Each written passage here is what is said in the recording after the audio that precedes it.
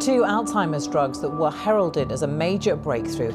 Now, to end tonight, an international study has shown that a hallucinogenic drug, which is found in magic mushrooms, highly potent opioid. It's at least 50 times more potent than heroin. Every empire, every war, every cartel, and almost every government has crossed paths with drugs, not just as a product, but as a weapon. A tool powerful enough to build fortunes, destroy nations, and turn ordinary men into monsters. From ancient civilizations, chewing coca leaves thousands of years ago, to billion-dollar cartels ruling entire countries. The history of drugs is the history of power. And it all started. Humans have used mind-altering substances for over 5,000 years. Ancient Sumerians called the opium poppy the joy plant. The Egyptians used opium for pain relief. In South America, indigenous tribes chewed coca leaves for energy and spiritual rituals. Back then, drugs weren't illegal. They were medicine, religion, culture. But humanity quickly discovered something dangerous. People would pay almost anything to escape reality. And where there's demand, there's always someone willing to sell. The first true global drug empire emerged in the 1800s. And surprisingly, it involved one of the world's most powerful empires, the British Empire. Britain had a problem.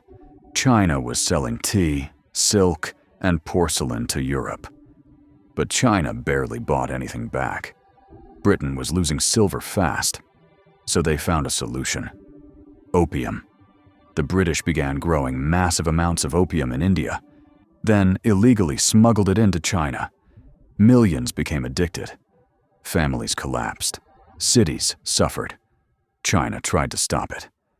But when Chinese officials destroyed British opium shipments in 1839, Britain responded with war. Imagine that. A war started over drug trafficking. China lost, and Britain forced China to continue allowing the opium trade. One drug changed the balance of global power forever. During World War I, drugs became military tools. Soldiers on all sides used morphine to numb unbearable pain. But that was only the beginning. By World War II, governments were actively giving drugs to troops. Germany distributed methamphetamine to soldiers under the name Pervitin. It kept soldiers awake for days. Fear disappeared. Exhaustion disappeared. Nazi troops could fight non-stop. Historians believe millions of meth pills were consumed during the war. Even Adolf Hitler himself reportedly received frequent injections of powerful substances from his personal doctor. Meanwhile, Allied forces also experimented with stimulants to keep troops alert. War had evolved. Not just bullets and bombs, chemicals too. Then came the man who transformed cocaine into a global empire, Pablo Escobar. Before Escobar, drug trafficking existed. After Escobar, it became an industry worth billions. In the 1970s, cocaine demand exploded in the United States. Escobar saw opportunity, and he built an empire from white powder. At his peak, the Medellin cartel smuggled around 15 tons of cocaine into America every single day. Think about that. A single man became one of the richest criminals in human history. Escobar reportedly made so much money that millions of dollars were lost each year simply because rats ate the cash stored in warehouses. He bribed politicians, controlled police, ordered assassinations. Some people feared him, others worshipped him. In poor neighborhoods, he built houses and football fields. To some, he looked like a hero, but behind the image was unimaginable violence, car bombings, executions, mass corruption. Colombia became a battlefield. All because cocaine had become more profitable than oil. Then came the internet. And suddenly, you no longer needed a street dealer.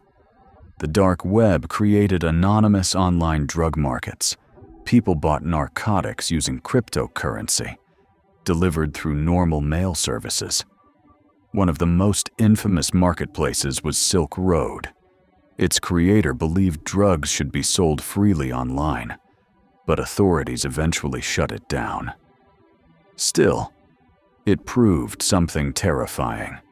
The drug trade adapts faster than governments. Every time authorities destroy one network, another appears. Bigger, smarter, more hidden. From ancient rituals to global empires, from war trenches to cartel kingdoms, drugs have shaped history more than most people realize. They started wars, built criminal empires, funded violence, changed governments. And even today, the story is still being written.